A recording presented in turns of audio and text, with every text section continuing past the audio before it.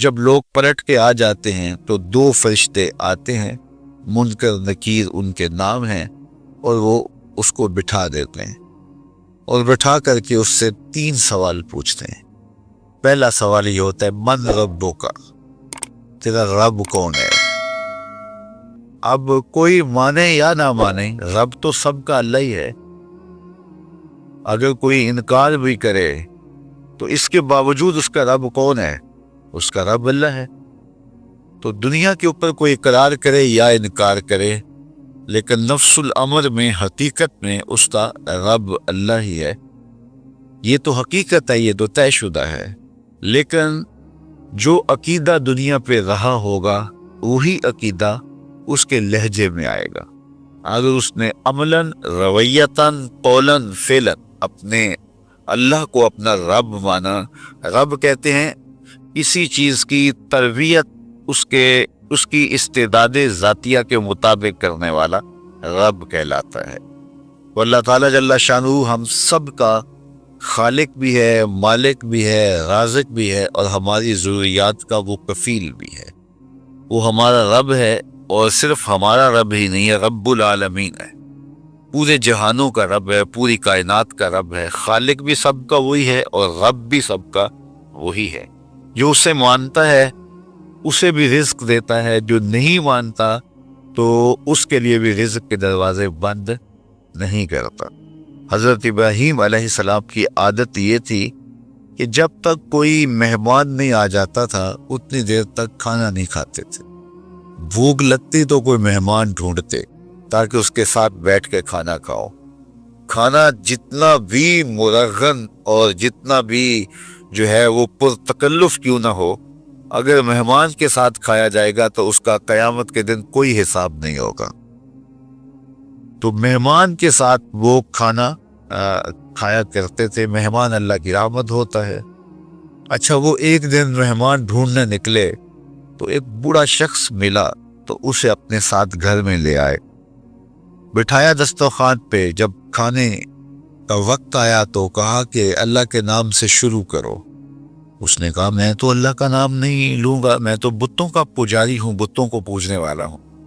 حضرت ابراہیم علیہ السلام نے کہا کہ تیرے ساتھ میرا تعلق کوئی کاروباری، کوئی ذاتی، کوئی اور تو ہے نہیں، میں رب کے لیے ہی تو تجھے کھلا رہا ہوں، اور اگر تو رب کا نام ہی نہیں لے گا تو پھر میرا تیرا رشتہ کیا باقی بچتا ہے؟ اس نے کہا میں چند لقموں کے لیے اپنے بتوں سے بے وفائی نہیں کر سکتا۔ وہ غالب نے کہا تھا نا کہ وفاداری بشرط استواری اصل ایمان ہے، مرے بت خانے میں تو کعبے میں گاڑو برہمن کو۔ اس نے اپنے انداز میں ایک بات کی تھی کہ وفاداری بڑی چیز ہوتی ہے، تو اس نے بتوں سے وفاداری کا بھرم رکھا۔ اس نے کہا کہ میں چند لقموں کے لیے جو ہے وہ تیرے رب کا نام لوں اور اپنے معبودان کا نام چھوڑ دوں، یہ نہیں ہو سکتا۔ آج تو لوگ چائے کی پیالی پہ دین بیچ رہے ہیں، کیا آج ممبر و محراب فروخت نہیں ہو رہے؟ لیکن اس بوڑھے شخص نے کہا کہ میں چند لقموں کے لیے، چند ٹکڑوں کے لیے میں اپنے بتوں سے بے وفائی نہیں کر سکتا۔ حضرت ابراہیم نے کہا تو اگر بتوں کے ساتھ اتنی محبت رکھتا ہے تو پھر میں بھی رب کے نام کے علاوہ تجھے دینے پہ آمادہ نہیں ہوں۔ وہ دسترخوان سے اٹھ کے چلا گیا۔ وہ چلا گیا کہ جبریل امین حاضر خدمت ہوئے، رب کا سلام دیا۔ اے ابراہیم، رب سلام دیتا ہے اور فرماتا ہے تو نے آج میرا ایک بندہ ناراض کر دیا۔ یا اللہ، وہ تیرا بندہ تھا، اس کو تو تیرا نام لینا بھی گوارا نہیں تھا۔ کہا ابراہیم اس کی عمر کتنی ہوگی؟ یا اللہ 80 سال کے قریب ہوگی۔ کہا اتنا عرصہ ہو گیا میں اس کو رزق دے رہا ہوں، تو ایک دن نہیں کھلا سکا؟ اب ابراہیم علیہ السلام اس کو ڈھونڈنے نکلے ہیں۔ وہ کسی پہاڑ پہ چڑھ رہا تھا، دور سے آواز دی، میاں آ جاؤ کھانا ٹھنڈا ہو رہا ہے۔ اس نے کہا تم تو بڑے سخت تھے، لہجے میں، رویے میں تبدیلی کیسے آ گئی؟ کہا کہ اسی رب کا پیغام آیا ہے کہ مجھے اتنا عرصہ ہوا اسے کھلاتے ہوئے، وہ مجھے نہیں بھی مانتا تھا، پھر بھی میں اس کی ضروریات کو پورا کرتا رہا ہوں، اور تم ایک دن نہیں دے سکے؟ تو آؤ کھانا ٹھنڈا ہو رہا ہے۔ کہاں دے؟ رب کا نام نہیں لوں گا۔ کہاں نہ لینا، کہاں اتنی تبدیلی کہاں، اسی رب کا سندیش آیا ہے، اسی رب کا پیغام آیا ہے، کہاں پھر کھانا بعد میں کھاؤں گا، پہلے اپنے رب کا مجھے غلام بنا لے۔ تو کوئی مانے اس کو بھی دیتا ہے، کوئی نہ مانے اس کو بھی دیتا ہے، بلکہ دنیا کے اوپر کافروں کو زیادہ دیتا ہے۔ ایک روایت میں آتا ہے کہ اگر اہل ایمان کی دلجوئی کا لحاظ نہ ہو تو کافروں کے گھروں کی سیڑھیاں سونے اور چاندی کی ہوں، لیکن یہ کہیں گے ہمیں تو مار ہی دیا ہے۔ اور اقبال نے کہا تھا نا کہ کافر کو دیے حور و قصور اور مومن کے لیے فقط وعدہ حور۔ تو اس لیے ان کی دلجوئی ہے، ورنہ کافروں کو اتنا دور، چکے ان کا حصہ آخرت میں نہیں ہے، ان کا حصہ صرف دنیا ہے۔ دنیا پہ عیش کریں، دنیا پہ عیش و عشرت کی زندگی گزارے، دنیا ہی دنیا، آخرت میں ان کا کوئی حصہ نہیں۔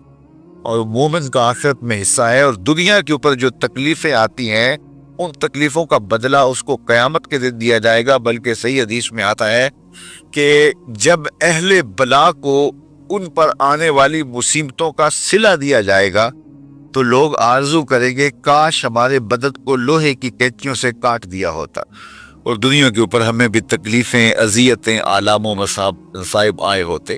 تو مومن جب اللہ کی طرف سے آنے والی کسی تکلیف کو خندہ پیشانی کے ساتھ قبول کرتا ہے اور اس پہ راضی رہتا ہے اور صبر کا دامن ہاتھ سے نہیں چھوڑتا، واویلا نہیں بچاتا، جزا فضا نہیں کرتا، تو اللہ تعالیٰ نے اس کے لیے اجر رکھا ہے۔ بلکہ رسول کریم نے ارشاد فرمایا مومن کے پاؤں میں جو کانٹا چبھے تو اللہ اس کا بھی مومن کو قیامت کے دن اجر عطا فرمائے۔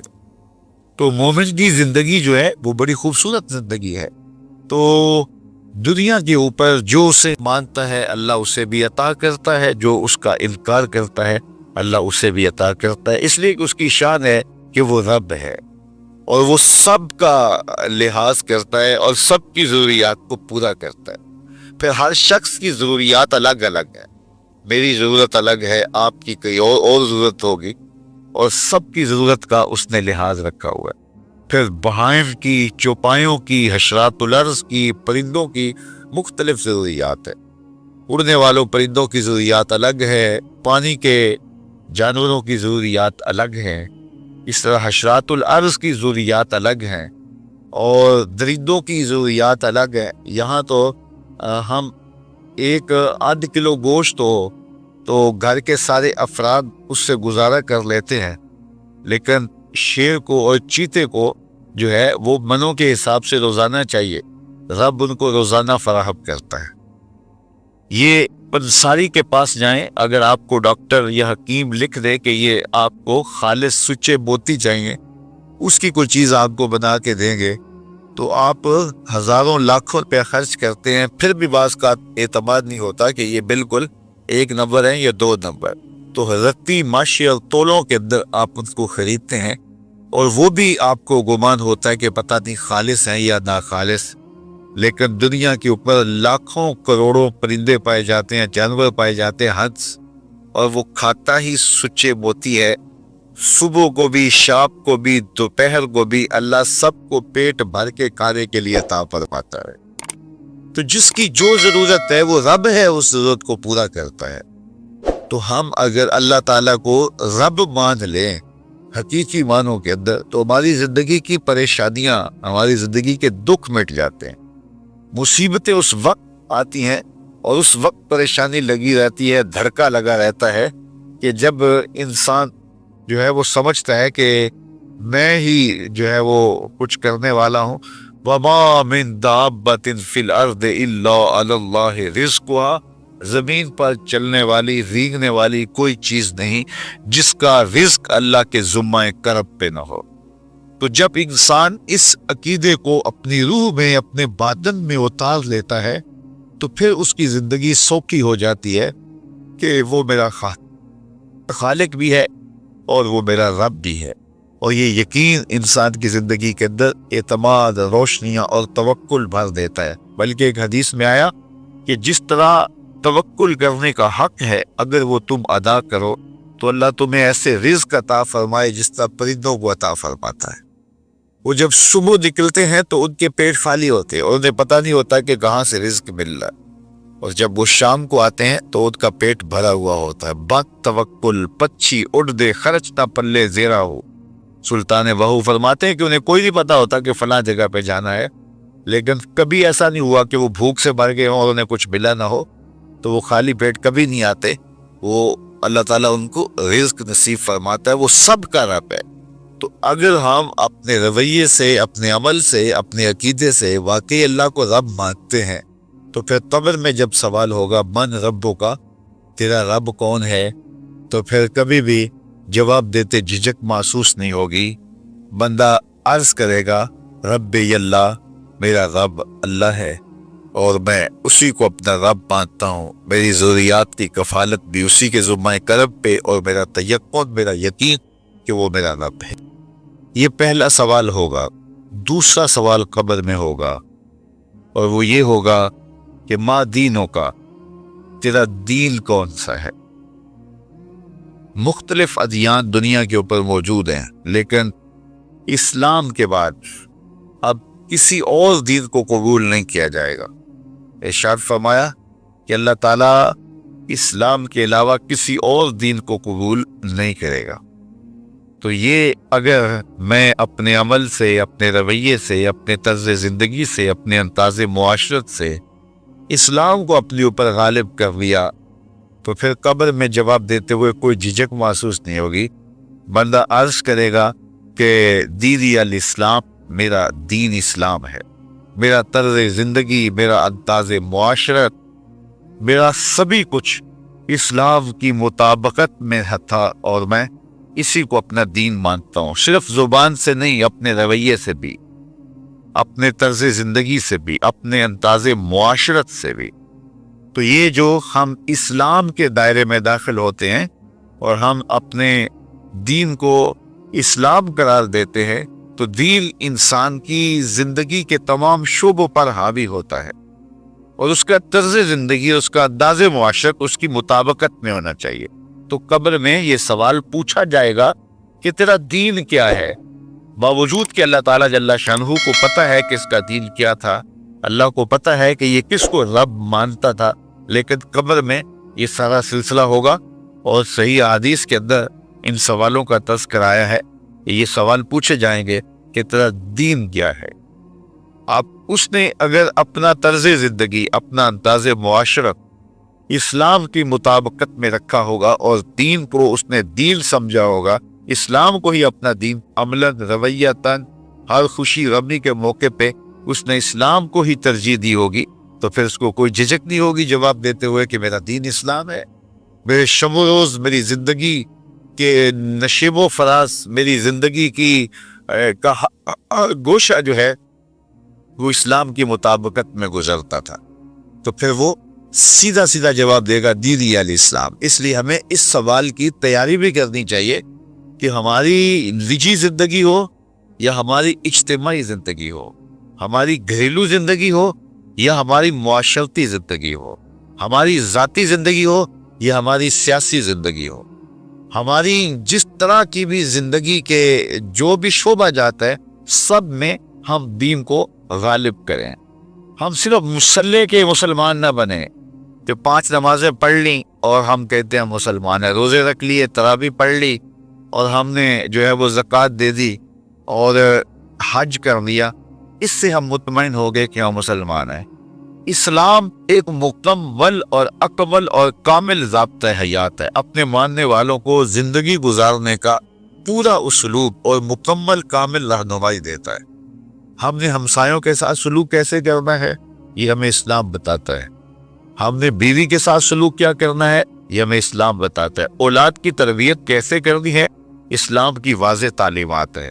ہم نے سفر کرنا ہے تو انداز سفر کیا ہونا چاہیے، اسلام نے ہمیں بتایا. کاروبار کرنا ہے تو ہم جو ہے وہ کیا کاروبار کو مارکیٹ سے سیکھیں گے یا اللہ اس کے رسول سے سیکھیں گے، تو ہمیں اللہ اس کے رسول نے واضح 2 ٹوک اور سیدھے احکام دیے ہیں کہ تم جب کاروبار کرو تو تم جو ہے وہ اس انداز کے ساتھ کاروبار کرو، کم نہیں تولنا، کم نہیں ناپنا، جھوٹی قسم نہیں کھانی، سود نہیں لینا. تو یہ ساری چیزیں، ملاوٹ نہیں کرنا، ایک چیز جو ہے وہ اسلام نے ہمیں فراہم کی ہوئی ہے. تو پورا دین جو ہے جب ہم اختیار کریں گے، ہمارے رویے، ہمارا طرز زندگی، ہمارا انداز معاشرت جب دین اسلام کے مطابق ہوگا، تو قبر میں اس سوال کا جواب دینا ہمارے لیے کوئی مشکل نہیں ہوگا۔ اور اگر ہمارا طرز زندگی کچھ اور طرح کا ہوگا تو کیا صرف یہ کہہ دے کہ ہم مسلمان ہیں؟ یہ تو پھر ایک کافر بھی کہہ سکتا ہے کہ میرا دین اسلام ہے، ایک منافق بھی کہہ سکتا ہے کہ میرا دین اسلام ہے، لیکن ایسا نہیں ہوگا۔ جو ہماری کیفیت قلب ہوگی قبر میں اس کا جواب اس کی مطابقت میں آئے گا۔ وہاں یہ دنیا کے معاملے یا دنیا کی یادداشتیں نہیں ہوگی، وہاں کیفیت قلب کے مطابق جواب دیا جائے گا۔ یہ کافر جواب نہیں دے سکے گا کہ میرا رب اللہ ہے، کیونکہ وہ عمل سے، رویے سے اس کو اپنا رب نہیں مانتا ہے، تو حقیقت تو اس کا رب اللہ ہے، لیکن وہ یہ جواب نہیں دے پائے گا۔ اسی طرح جو شخص اپنے طرز زندگی کے اندر اسلام کو داخل نہیں کر چکا ہے اور اسلام کو اس نے اپنا ہادی رہنما نہیں بنایا ہے، تو وہ قبر میں اس سوال کا جواب کیسے دے سکے گا کہ میرا دین اسلام ہے، چونکہ اس کا رویہ، اس کا طرز زندگی اور اس کا انداز معاشرت ایسا نہیں رہا ہوگا۔ اس لیے ہمیں اپنی زندگی کے شب و روز کو اسلامی تعلیمات کے سانچے میں مکمل اور کامل طور پہ ڈھالنا ہوگا، تاکہ جب قبر میں سوال ہو تو آپ جواب دے سکیں کہ ہمارا دین اسلام ہے۔ تیسرا سوال جس پہ فیصلہ ہو جائے گا، اور اس کے بعد قبر میں یا جنت کا دروازہ کھول دیا جائے گا یا جہنم کی کھڑکی کھول دی جائے گی۔ وہ سوال تیسرا کیا ہوگا؟ اور وہ سوال بھی عقیدے کا ہے، بلکہ بخاری شریف کی ایک روایت کے مطابق 3 سوال نہیں ہوں گے، ایک ہی سوال ہوگا، اور وہ یہ تیسرا سوال ہوگا۔ فرشتے پھر پوچھیں گے حضور علیہ الصلوۃ والسلام کے روضہ دور سے، اور قبر کے درمیان سے پردے ہٹا دیے جائیں گے، اور رسول کریم صلی اللہ علیہ وسلم سامنے ہوں گے، اور فرشتہ حضور کی طرف اشارہ کر کے کہے گا ما کنت تقول فی ھذا الرجل، ان کے بارے میں زندگی میں کیا کہا کرتا تھا۔ یہاں یہ نہیں ہے کہ تو نے کیا کہا تھا یا اب کیا کہتا ہے۔ جب مزارے کے اوپر کانا یا جو ہے وہ کانا کے مشتقات داخل ہوں تو پھر وہ ماضی استمراری کا جو ہے وہ معنی دیتا ہے۔ تو ما کنت تقول کا معنی یہ ہے کہ تو کیا کہا کرتا تھا، تیرا لہجہ کیا تھا، تیری زبان کیا تھی، ان کے بارے میں تیری رائے کیا تھی، تو کیا بولا کرتا تھا، کیا کہا کرتا تھا۔ تو یہ حضور علیہ الصلوۃ والسلام سامنے ہوں گے اور یہ سوال پوچھا جائے گا۔ اب ابو جہل سے پوچھا جائے گا ما کنت تقول فی ھذا الرجل، وہ کہے گا ہے ہاتھ لا ادری، ہائے افسوس میں نہیں جانتا یہ ہے کون۔ ابو لہب سے پوچھا جائے گا، وہ کہے گا ہے ہاتھ لا ادری، ہائے افسوس میں نہیں جانتا یہ کون ہے۔ اچھا جانتا نہیں تو پتھر کس کو مارتا تھا، جانتا نہیں تو گڑے کس کی راہوں میں کھدواتا تھا، جانتا نہیں تو اوجریاں کس کے اوپر ڈلوایا کرتا تھا۔ آنکھیں پھاڑ پھاڑ کے تو ساری زندگی دیکھتا رہا، لیکن آج ابو جہل قبر میں اترا، حضور کی صورت نورانی سامنے ہے، اور پوچھا گیا کہ یہ کون ہے، یہ نورانی چہرے والے کون ہیں؟ تو ابو جہل کہتا ہے ہائے افسوس میں نہیں جانتا یہ کون ہے۔ اچھا جانتا نہیں تو پھر پتھر کس کو مارتا تھا؟ اللہ اکبر۔ اور 14 صدیاں گزرنے کے بعد ایک مومن لحد میں اترتا ہے اور پردے ہٹا دیے جاتے ہیں، اور منکر نکیر سوال کرتے ہیں عامر چیمہ بتا یہ کون ہے؟ وہ کہتا ہے پیچھے ہٹو، پہلے پائے ناز کو بوسہ تو کر لے دیں، میں تو مر کے پہنچا ہوں یہاں اس دل ربا کے واسطے، یہ تو میرے بخت جاگے کہ وہ میری قبر میں آئے۔ وہ کسی شاعر نے کہا نا کہ آئے وہ میرے مزار پہ گھونگھٹ اتار کے، آئے وہ میرے مزار پہ گھونگھٹ اتار کے، مجھ سے تو نصیب بچے ہوئے میرے مزار کے، یہ تو بخت سنور گئے کہ وہ میری قبر میں آئے۔ شیخ عبدالحق محدث دہلوی علیہ رحمہ لکھتے ہیں کہ جب سے یہ سنا ہے کہ قبر میں حضور آئیں گے، پتہ نہیں موت کہاں مر گئی ہے، جی چاہتا ہے زندہ ہی قبر میں چلے جائے۔ تو وہ کہے گا پہلے مجھے پائے ناز کو بوسہ تو کر لینے دو، میں تو زندگی کے بارے میں انتظار ان کا کرتا رہا، اور ان کے بارے میں پوچھ رہے ہو یہ کون ہے؟ ساری زندگی پیر بہر علی شاہ تکشا بتاتے رہے وہ کہ چند بدر شاہ شانی ہے، وتے چمک دی لاٹ نورانی ہے، کالی زلف تے اکھ مستانی ہے، مخمور رکھی ہند مدوریاں۔ تو وہ فوراً جواب دیتا ہے یہ تو وہی میرے آقا و مولا ہیں جن کے لیے ساری زندگی تڑپتا رہا اور ان کی زیارت کی آرزوئیں اور تمنائیں کرتا رہا۔ اچھا ابو جہل ساری زندگی دیکھتا رہا تو وہ تو جواب نہیں دے پائے گا، وہ کہتا ہائے افسوس میں نہیں پہچانتا یہ کون ہے، ہاتھ لا ادری، مجھے نہیں پتا۔ اور 14 صدیاں گزرنے کے بعد ایک مومن لحد میں اترتا ہے تو وہ فوراً کہتا ہے یہ تو وہی ہیں جن کے لیے زندگی گزار آیا. تو جس پہ دیکھا تھا وہ پہچان نہیں سکتا، اور صدیوں بعد جو دنیا کے اوپر آیا وہ فوراً پہچان بھی رہا ہے اور پائے ناز کو بوسے بھی کر رہا ہے. تو پھر اس کا کیا جواب ہوگا؟ پھر اس کا جواب علامہ اقبال علیہ رحمہ نے دیا. وہ کہتے ہیں قبر میں یہ جو آنکھیں ہیں ان میں تو مٹی پڑی ہوگی، یہ تو بند ہوگی، دل کی آنکھیں کھلی ہوں. ابو جہل نے ان آنکھوں سے دیکھا تھا، یہ آنکھیں تو اب کھلی نہیں ہیں، تو ان سے وہ کیسے پہچانے گا؟ اور دل کی آنکھوں نے حضور کو دیکھا ہی نہیں تھا. اور یہ صدیوں گزرنے کے بعد جو مومن لحد میں اترتا ہے اس کی گو ان آنکھوں نے نہیں دیکھا تھا، لیکن در دل مسلم مقام مصطفیٰ، مومن کے دل کے ڈیرے کے اندر مومن کے دل میں حضور ہی بستے ہیں، اس لیے اس کی آنکھوں نے، دل کی آنکھوں نے حضور کو دیکھا اور پہچان لیا. اس لیے کہ دل کی آنکھوں نے حضور پہلے بھی دیکھے ہوئے تھے اور دل آرزو میں مچلتا رہا، اس لیے دل کو پہچاننے میں دیر نہیں لگی. تو وہاں یہ آنکھ نہیں پہچانے گی، یہ آنکھ پہچانے گی. اس لیے اقبال نے دوسرے مقام پہ کہا دل بینا بھی کر طلب خدا سے کہ آنکھ کا دور دل کا دور نہیں. آنکھ کا دور اور ہے، دل کا دور اور ہے. تو اگر کوئی شخص دنیا کے اوپر دل کے دور سے بے بہرا رہا، قیامت کے دن یہ آنکھیں اسے فائدہ نہیں دے گی. بلکہ اللہ تعالیٰ نے خود قرآن مجید میں ایک مقام پہ فرمایا من کان فی ہذہ اعمی فہو فی الآخرۃ اعمی واضل سبیلا. جو اس دنیا میں اندھا رہا کل قیامت کے دن بھی نابینا اٹھایا جائے گا. اس سے ان آنکھوں کی بے دوری قطعاً مراد نہیں، کسی مفسر نے نہیں لکھا، بلکہ وہ تو واضح حدیث پہ آتا ہے جو دنیا میں ان دو محبوب چیزوں سے آزمایا گیا، اللہ تعالیٰ قیامت کے دن اسے صلہ عطا فرمائے گا. یہ جو دنیا کے اوپر نابینا ہوتے ہیں، نابینا ہو جاتے ہیں یا پیدائشی نابینا ہوتے ہیں، تو یہ دنیا کی لذتوں سے اور دنیا کے نفعوں سے لطف اندوز نہیں ہو پاتے. یہ بہت بڑی آزمائش ہے، جہان اندھیر ہوتا ہے ان کے لیے، لیکن قیامت کے دن اللہ تعالیٰ اس کا بہتر صلہ ان کو عطا فرمائے گا جو دو ان محبوب چیزوں سے آزمایا گیا. تو اگر وہ دنیا پہ اندھا تھا اور حقیقی طور پہ، اور قیامت کے دن بھی اندھا اٹھایا جائے گا، یہ تو پھر مناسب نہیں ہوگا. تو یہ جو قرآن نے کہا جو دنیا میں اندھا رہا وہ قیامت میں بھی اندھا اٹھایا جائے گا، تو اس سے ان آنکھوں کی بے دوری قطعاً مراد نہیں ہے، اس سے دل کی بے دوری مراد ہے. تو دل اگر بینا ہوا، دل اگر روشن ہوا، تو پھر قبر کے اندر بھی دل دے دیوے دی روشنائی جاوے وچ زمینہ، تو پھر وہ معرفت رسول کا سبب ہوگا دل کا اجالا. اور پھر حشر کے اندر بھی جو ہے وہ دل کی آنکھیں روشن ہوں گی. تو جس نے اپنے قلب کو دور معرفت سے، دور ایمان سے اور دور محبت سے منور نہیں کیا ہے، تو وہ قبر کے اندر، حشر کے اندر نابینا ہی اٹھایا جائے گا. اور یہ قرآن کی صریح نص ہے. تو اب ابو جہل نے ان آنکھوں سے دیکھا ہے، لیکن جب سوال ہوتا ہے بتاؤ یہ کون ہے، تو وہ کہتے ہیں ہے ہاتھ لا ادری، افسوس میں نہیں جانتا. اور صدیاں گزرنے کے بعد ایک مومن لحد میں اترتا ہے، ظاہری ملاقات بھی نہیں ہے. جب اس سے پوچھا جاتا ہے یہ کون ہے، تو وہ کہتا ہوا محمد صلی اللہ علیہ وسلم. یہ تو وہی آقا ہے جن کے لیے ساری زندگی، جن کے تذکروں کی خوشبو سونگھتا رہا ہوں. تو مجھے تو جو ہے وہ ان کے پائے ناز کو بوسہ کر لینے دو. تو بتاؤ اس کے دل کی آنکھوں نے حضور کی معرفت حاصل کی اور حضور کو پہچان لیا.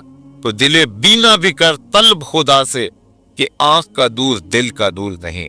تو حضور علیہ الصلوۃ والسلام کے حوالے سے جب سوال ہوگا، اگر اس سوال کا جواب نہیں آیا تو پھر جہنم کی کھڑکی کھول دی جائے گی، اور اگر اس سوال کا جواب آیا تو پھر جنت کے دروازے کشادہ کر دیے جائیں گے اور جنت کی ٹھنڈی ہوائیں اس کی قبر میں آ جائیں گی.